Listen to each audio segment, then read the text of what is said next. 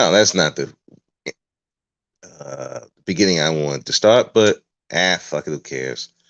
Anyway, this is the Brother Speak podcast. If you're listening for the first time, please like, comment, and subscribe.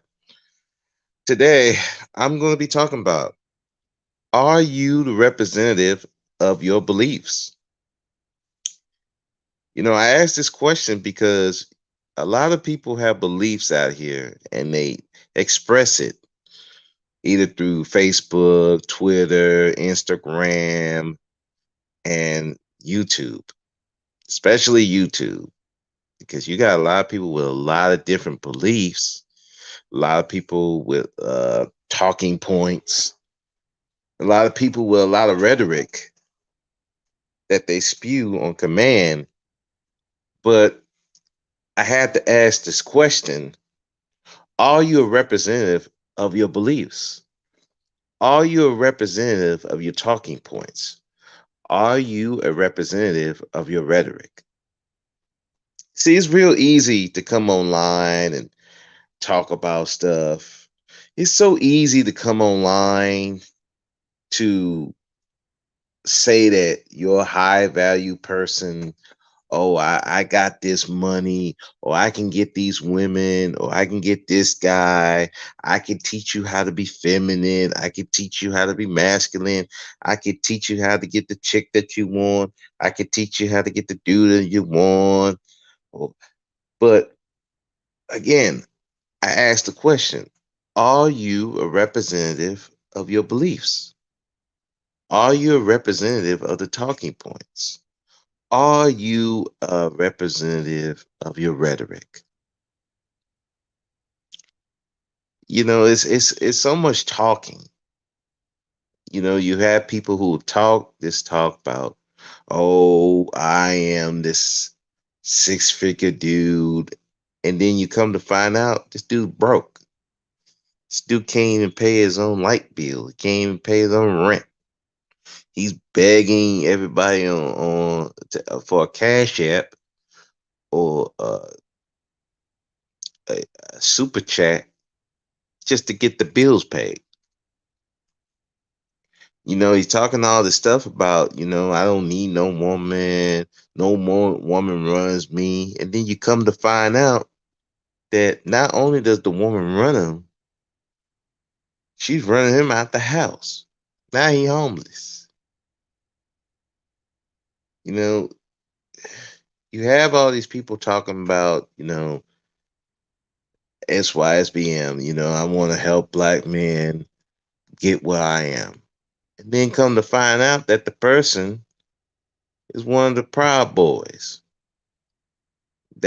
And on top of that, really don't like black men like he say he do. He want to see a sector of black men just suffer, all because they live in a particular area that he don't like. He don't want to fight police brutality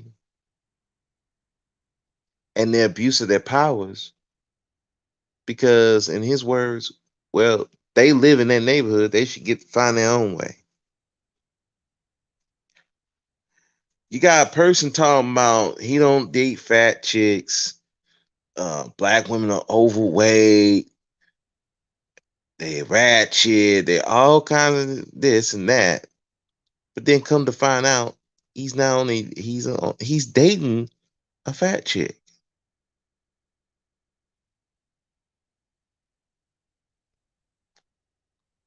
You have guys talking about, well, you shouldn't be with single mothers. You shouldn't entertain them. You're a beta if you do that. And then you come to find out, not only are they fucking single mothers, they're living with single mothers. They try to hit on single mothers. They made a single mother. So it's like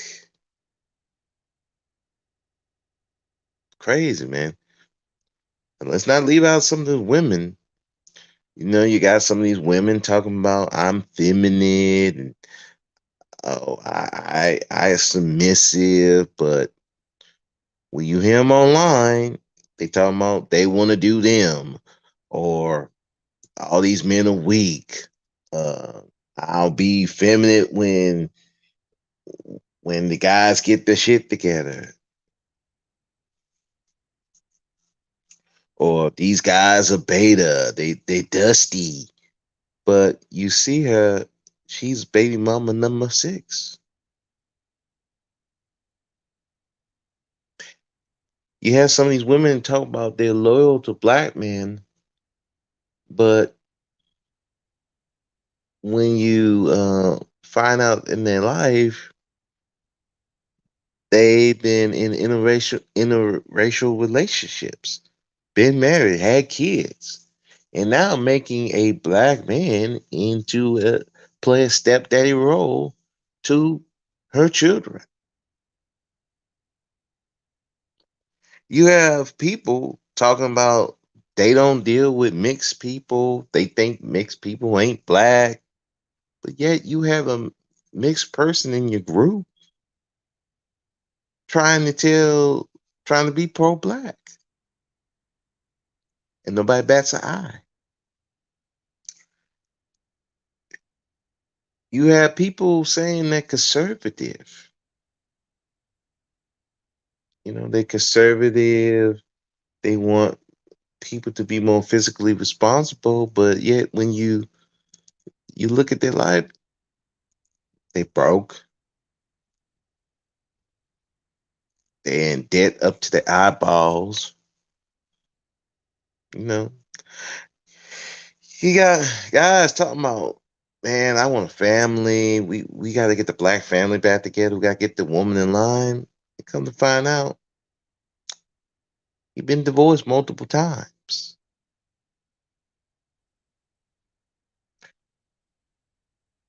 You have you have women talking about that how should I put this? They want to be married. They want to serve their black man, but then on the other side of the mouth, they're talking about, but I still want to do what I want to do. I don't want no man to tell me how to live my life. Hmm? You have women talking about, you know, we want these men to be fathers in the community, and it's, but when you see a father struggling, who's telling you he's been struggling to see his children because of his baby mama and the court system, they don't care.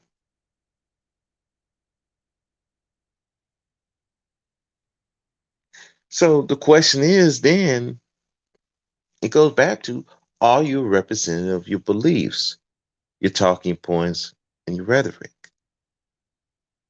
And a lot of people, it's gotten to the point where not only do I want to hear you say, I want you to show me. See, I don't want to hear what you're talking about. I want you to show me and let me determine it. Let me hear you and, and your talking points. Then I can determine if you are what you say you are. Because we got a lot of hypocrisy up in this YouTube, social media. People claim one thing, but then their actions speak another. I remember I was dating this chick. You know, I met her on the phone chat before it got eliminated thanks to Tinder. So I'm talking to her on the phone, and she telling me about she want to wait for marriage. She used to do some wild stuff, but now she wants to be a saved person. Then I'm looking at my messages, and I see all these pictures, these naked pictures. So I'm thinking somebody pranking me, or something. Or maybe they sent it to the wrong person, but then come to find out it's her. And so I'm asking her, I'm like, what are you doing? Why are you sending me all these naked pictures? Well, I want to tempt you. And I'm looking at, I'm thinking to myself, okay, how you gonna be this wholesome, trying to be, wife material, this Christian girl, but you're showing me new pictures of yourself, and what it did, it didn't make me want to draw me. It didn't draw me to her. No, it draw me away. It gave me a lot of pause.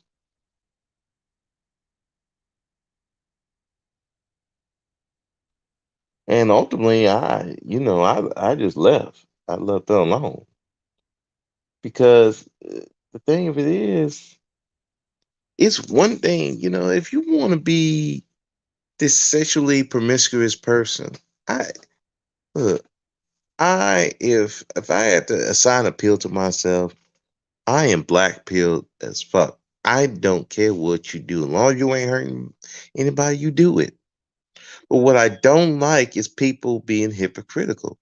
They talk one thing, but they doing another. That doesn't help you.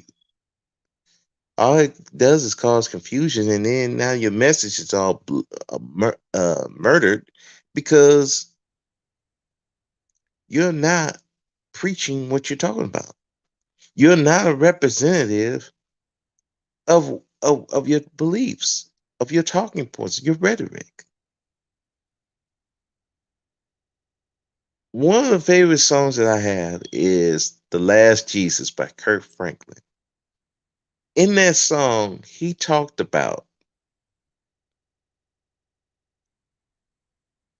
people being the last Jesus someone would see.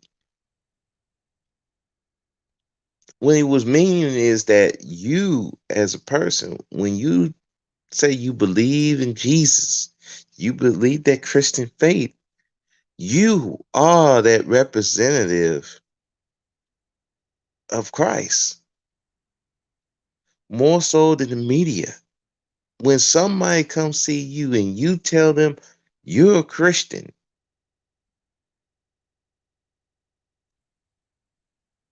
you got to be that representation. You got to show that you are what you say you are. Matter of fact, it you shouldn't even have to tell somebody you're a Christian. They should see that right from the jump. How you act, how you talk, how you walk. That aura should be on you. I remember there was an inmate. I don't know if he was being truthful or not, but here's the thing he said. He said, "Man, you should be preaching. You seem like you holy." And at the time, I mean, I was going to church, but it wasn't like every day. And it's not like I was just this holier thou person. I didn't really even speak talking about Christianity, talking about the Bible, and anything like that. But that's what he saw. I didn't have to say anything. I didn't have to say I was a Christian. That's what he saw. That's how it should be. They should see whatever your beliefs is. They should see it on you. How you talk, how you walk, when you talk to people, they should see that you're a good guy or a good girl. You're a feminine woman. You're a masculine man. You're a high figure dude. You're you're a blue collar worker. You could People should, when they talk to you, they should see what you're trying to portray to people. One of the things that happened to me that sticks with me, and it goes back to, you don't know who is watching you. I remember there was a guy at my prison, and he was He was usually the utility boss, the searcher desk boss. Now, searcher desk boss is someone that runs the hallway, makes sure all the traffic is going, make sure that there's not a lot of inmates around, making sure they're not passing contraband around, making sure that they in an orderly fashion, making sure they're going where they say they're going. They're supposed to be in the hallway. You're controlling all this traffic around. You're making sure stuff starts like showers, um, chow, making sure people who's supposed to go to the trusted camp go outside. You're making sure they actually belong to the trusted camp. You're doing all these things. You're basically running the unit for the supervisors. This one guy that I knew, you know, he used to do it on a second shift. Now, I had to go to second shift. I went from third to second because I got into a little trouble. Well, actually, I took another position that changed my hours, but then I got in trouble with that, and then they made me go to second shift, which was from 2 to 10. So, sometimes I'd be out there helping them, sometimes I didn't, depending on where the supervisor put me. So I worked second shift for about 9 months before they changed me back to third due to shorter staff on third shift. And I didn't see him that much because we was different shifts. So what ultimately happened, he promoted. He became a sergeant, but promoted to another unit. And it was his last day. And and I found out, hey, it was his last day. He's going to a different unit, and I was saying, man, we're gonna miss you in the second shift. I mean, you was the hardest working person I knew in this unit. You ran this unit. And you know what he told me? He told me, I'm inspired by you because you come to work, you don't complain, you come to work, you do your job, and you leave. You don't cause no problems, you help everybody. I'm inspired by you. You don't let things rattle you. You don't let these offenders get under your skin. I'm inspired by you. That's a touching thing. And this is the thing of it is that I wasn't doing anything different than what I usually do every day. I go to work.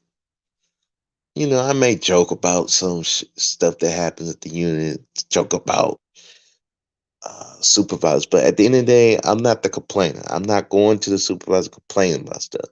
I come, I do my 8 hours, I do what I'm going to do, and then I leave. If they need me to stay over, I don't complain about it. I just do it. If they supervisor need me to do something, I do it to the best of my ability. Never complain about where I work because I'm going to do what I'm going to do at every position I'm going to be at. I don't change up. So, but the thing of it is, he saw that in me, and he didn't have. He, I didn't have to tell him that. It's just that's what he saw. And another guy said the same thing when I was leaving. And this guy only been there 2 months. The other guy I worked with for 9 months. This guy, I only worked for him 2 months. And he said the same thing. Man, we're gonna miss you. You one of the best officers here.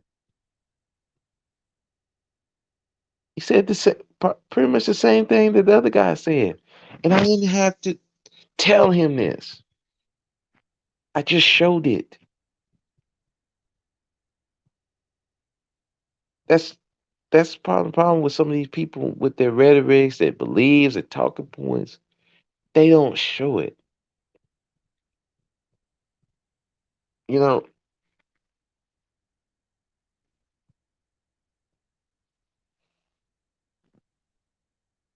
it's one thing to talk about stuff. It's the other thing to show it, and somebody be able to see it. You know, women talk about their good woman, their feminine. But here's the thing, ladies, you can talk that all you want, but you got to be able to show it. It has to be on you. It has to be, even if you a hoe, you don't have to tell me you're a hoe. I can see it on you.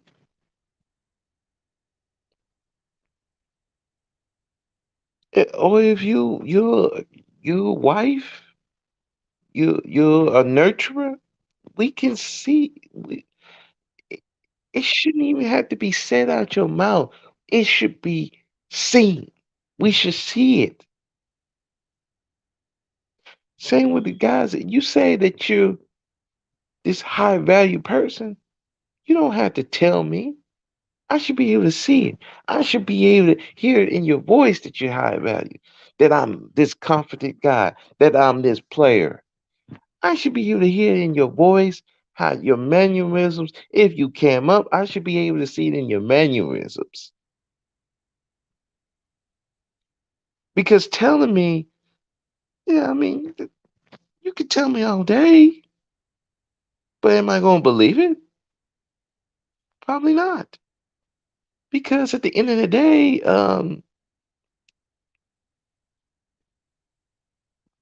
if you can't show me, you can tell me all you want, but I'm going to believe differently. Because if what you saying don't fit your narrative, what you trying to say, I'm not going to believe you anyway. And if you definitely doing the opposite of what you believe, your talking points, I definitely ain't trying to hear what you're saying. So there's just something to think about. It's something to think about when you having these talking points, these beliefs, these rhetorics that you have out here. Ask yourself that question: are you a representative of your beliefs, of your talking points, of your rhetoric? Are you a representative of that, or are you the opposite?